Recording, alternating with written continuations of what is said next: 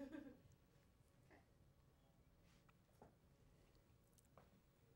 right. Welcome to the special edition of SUU News. I'm Megan Fairbanks, Editor-in-Chief. Oh. Tell them to go back. Training in progress.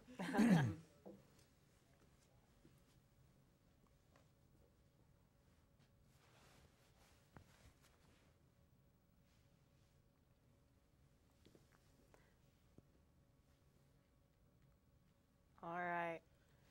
Welcome to this special edition of SUU News. I'm Megan Fairbanks, Editor-in-Chief of the University Journal. Today we're going to be interviewing Chris Stewart, who represents Utah's 2nd Congressional District. Before his time in Congress, Stewart served in the United States Air Force, where he set 3 world speed records. Stewart has also written 14 books and is the father of 6 children. Congressman Stewart, thank you so much for being with us Good to here be with today. you. Thank you. All right. So I've just got a few questions for you. We're happy to have you here. Yeah. The first one that I wanted to ask you about is, as we were looking up things about you to prepare for the interview, we heard that you were hosting a Valentine's Day card drive to honor Utah veterans. Since you're an Air Force veteran yourself, we kind of wanted to ask you why this is important for veterans and for Utahns to participate in. Yeah, thanks for asking that. That's a great question. You see my Air Force wings. These are actually my father's. Okay. I come from a family of 10 kids, if you can imagine. So 6 sons and 5 of us served in the military. So it's kind of deep in my DNA, our veterans, our soldiers, and our soldiers' families. And you know, if you talk to people in southern Utah, you've got the Triple Deuce, one of the guard units down here, one of the best guard units in the country. And if I had a group of, you know, a town hall and we had maybe 100 people there, and I'd say, how many of you have served in the military or have family members who've served in the military? Almost everyone raises their hand. So in this community, and I mean in Utah generally, we love and appreciate our veterans.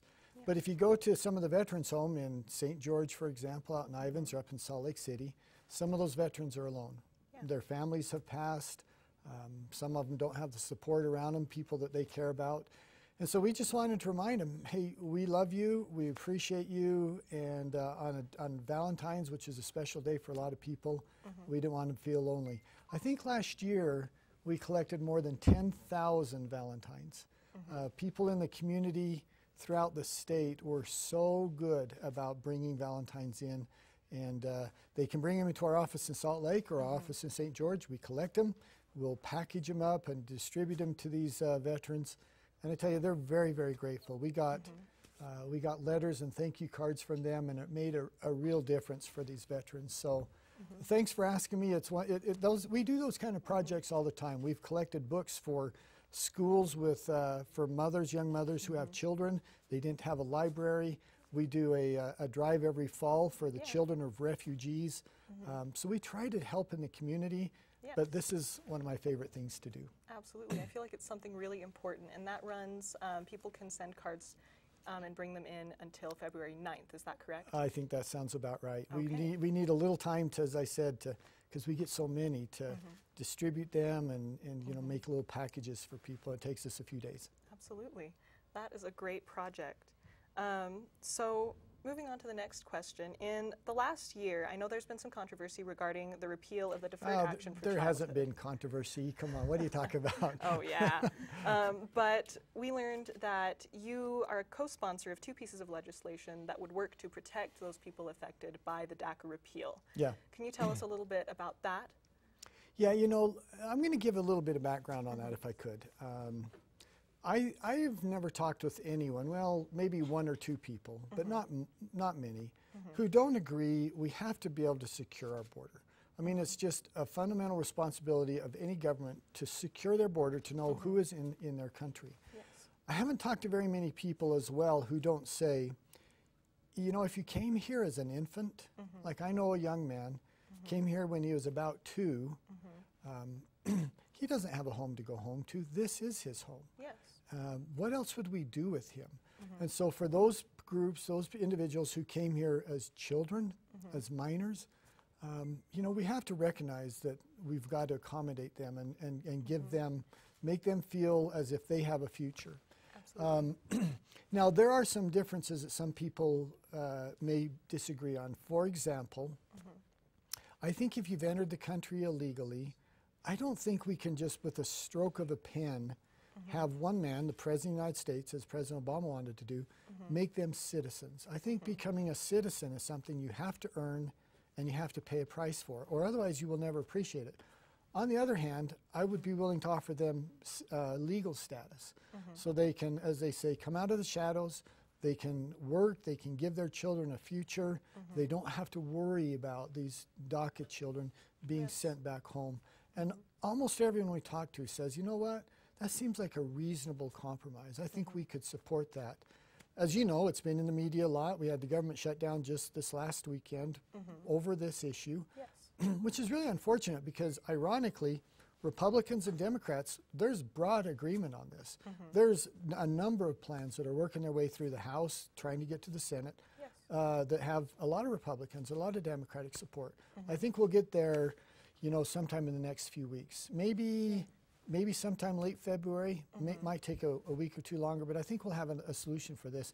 And if we don't, by the way, shame on those people who aren't helping us, because this is an important issue for a lot of people.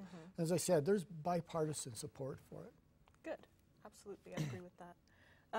So now kind of moving on to Utah itself. We've seen some significant changes, particularly to our national monuments. President Trump recently announced that he was greatly reducing the size of both the Grand Staircase Escalante Monument and Bears Ears National Monument. The Escalante Monument is actually in your district, your area. So how do you feel about these changes? Yeah, it was absolutely the right thing to do. I mean, you have to go back probably before you were born, or sometime close to that, when President Clinton didn't come to Utah. He sat in Arizona and pointed into Utah and said, I'm going to create a nearly 2 million acre national monument over there in Utah. 1.88 million acres, which is a huge piece of land. Now, when I got out of the Air Force, you mentioned I was a writer. As a writer, I could live anywhere in the world. I mean, virtually anywhere. All I need is a laptop. But I chose to live in Utah. And like I think you and a lot of the people who are going to be watching this, I love Utah. No one forced us to live here. You didn't have to come here to go to school. You chose to. And we want to protect it. We want it to be, you know, special for our children and our grandchildren. But 1.88 million acres was just too big. It was unnecessary. And this is what it's meant to those families. And really, I tell people all the time, I feel like I'm standing up for the little guy. Because this has had real impacts on families. There are schools impacted by the Grand Staircase. 10 years ago, 15 years ago, they had about 160 students. Those same school now, this one I'm talking about, has about 40 now. Now, it's not because people quit having children. It's because families can't stay there because they took away their source of income. It's really, really tough to raise a family on a seasonal job like tourism. But if you're a rancher, and your dad's a rancher and he wants to let you have the ranch, but the government is taking away your permits that you rely on. If you are working in the timber industry, if you're working in coal mines, some of these other industries. And look, I just think we can do both, and that's what that reduction of the monument was intended to do. It was intended to protect the land that's so beautiful, to keep it pristine and keep it available to people, but on the other hand, open up some of the economic opportunities. And one last thing on that is I've introduced legislation that would create a 6th national park in Utah. Some of that is gorgeous country. It's as beautiful as Zion or Bryce or any of these other national parks. Let's recognize this area as being an incredible piece of land. This is something we want everyone from all over the world to come and enjoy. But at the same time, let's open up some of these other places that really just look, they're just sagebrush. They don't look any different than most of the rest of Utah. But there's economic opportunities there. Let's open those up so that these families can stay together. And I think we can find a way to do both. I appreciate that. Yeah. All right, so it looks like we just have a few minutes left. The last question that I have for you, I feel like is particularly relevant and within the last couple months. Last year, you introduced the Victims' Voice and Transparency Act.